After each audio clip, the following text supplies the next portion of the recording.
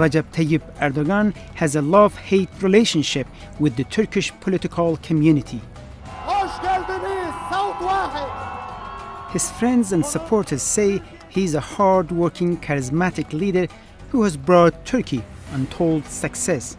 He became a celebrity, not in Turkey, even in Middle East countries. His opponents fall into two groups. Some call him a dictator who is planning to establish an Islamic republic in Turkey. The others, his former comrades, accuse him of betraying their Islamic ideals. You are binding Turkey to the EU. You are trying to integrate Turkey into the EU. What about Islam? What about Islam? But even his most passionate opponents admit he's one of the most powerful prime ministers in the history of modern Turkey. Erdoğan really showed that he has the guts to stand against the military if the military does something which is not right. Who is Recep Tayyip Erdoğan, and where is he taking Turkey's 75 million citizens? I have come to Turkey to find out.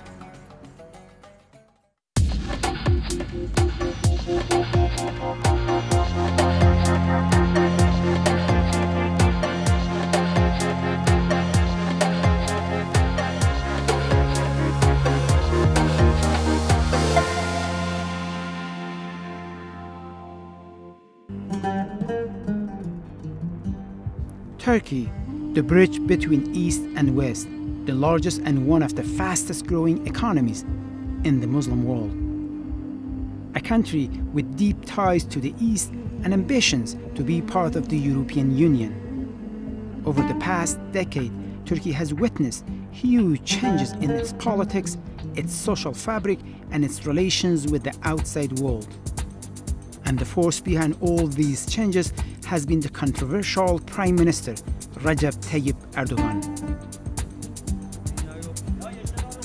His story begins in a poor neighborhood of Istanbul. This is Qasim Pasha neighborhood, one of the toughest and poorest neighborhoods in Istanbul. Recep Tayyip Erdoğan grew up here. He learned here how to fight against little mafias in the neighborhood.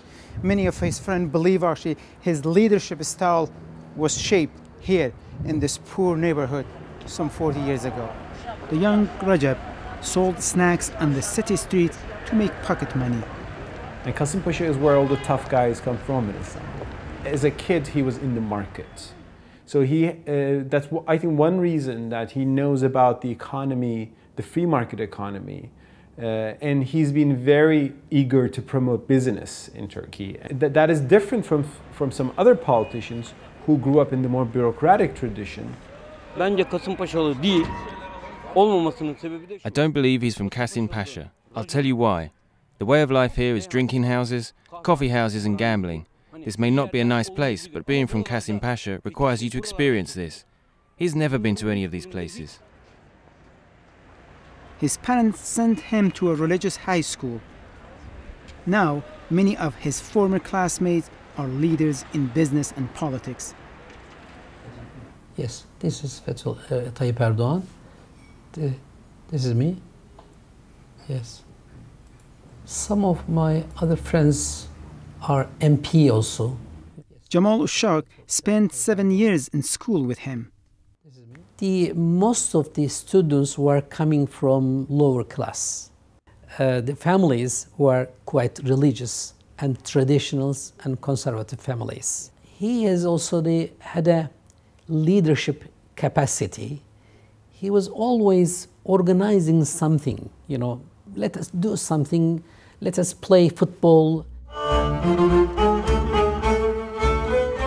The future Prime Minister's political career began as a student in the early 70s. His religious beliefs attracting him towards Necmettin Erbakan's Islamist National Salvation Party. Necmettin Erbakan was the rising star of the Islamic movement in the late 60s, and in the 70s he became the leader. So obeying Erbakan was almost a religious duty. He was the Emir al-Mu'minin, the commander of the faithful. For example, Erbakan was always denouncing capitalism, global markets, and IMF, and it was also somewhat lefty rhetoric, some kind of an Islamic socialism. He was the Islamist party's star, and by the end of the 1980s, his profile rose in line with his growing popularity.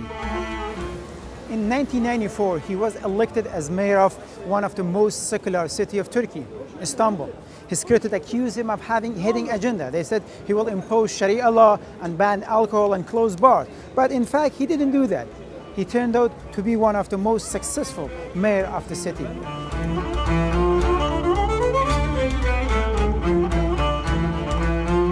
This was the start of a turbulent era in Turkish politics. The new Welfare Party came to power in 1996, and the country had its first Islamist Prime Minister, Necmettin Erbakan. He angered the secular institutions, not least the military. Within a year, he was ousted and the party was banned. Meanwhile, party member Tayyip Erdoğan was put on trial, accused of attacking secularism, and in 1998 imprisoned for 4 months. Majority of the Turkish society found Tayyip Erdoğan as a Muslim. He was not guilty. So it was a kind of chance and credibility among the Turkish society. This episode was a turning point for the ambitious Erdoğan. He began to distance himself from hardline Islamist rhetoric and look towards Europe. Erdoğan realized that Europe and the West in general is more free than Turkey when it comes to religious freedom of Muslims. So he could send his daughter to American universities, but he cannot send his still daughter to Turkish universities. He used to spend a lot of time with Hekmatyar, the Afghan Islamist leader. Now he is holding up the European Union as an example for Turkey. You are binding Turkey to the EU. You are trying to integrate Turkey into the EU. What about Islam? What about Islam? Islam doesn't exist for him. Erdoğan and fellow moderates established the Justice and Development Party, AKP, and in the 2002 general election, its message of EU integration and Western-style reforms swept it to power. Erdoğan became prime minister a year later. From the very first day of AKP rule, economic reform took priority. State-owned industries were privatized and rules for foreign investors were relaxed. An average lifespan of a government was less than 2 years over the past 3 decades. So now we have a single party ruling in the country, and that has really created the political stability over the years, and that has brought the economic growth. This successful economic growth should tell everybody else about his leadership. These changes were by no means universally popular. In Turkey, people are getting poorer every day. There's not one single national institution left that's not been sold to foreigners or privatized. Banks, mineral reserves and natural resources have all been sold.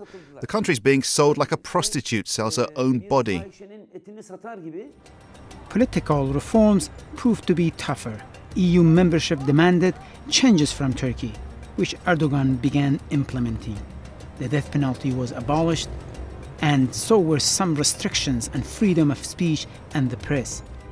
And he started to slash the power of the military, a military that had toppled 4 previous governments. This is also a psychological matter, and Erdoğan really showed that he has the guts to stand against the military if the military does something which is not right. Like when 2007, for example, when Erdoğan showed Abdullah Gül as his candidate for presidency, and the military issued a memorandum which obviously wanted to stop Abdullah Gül's presidency because his wife wore a headscarf. That was the big issue. Erdoğan and his party said, this is none of the military's business. We are here, we are in government. That was not something heard before. Erdoğan himself started to push his agenda, and he knew that there were some coup plots within the military, so the police monitored those. For years, the idea of prosecuting even a low-ranking military officer in a civilian court was a dream for many in Turkey. But today, several high-ranking army officers are on trial in civilian courts, accused of plotting a coup against him. Kesinlikle bu This is a punishment against the Turkish military. They've helped form a secular Turkish republic by acting to protect secularism. It's a very strong message to the military that the era of coups is over. We are all living in the 21st century. Another coup would take Turkey back 20 years.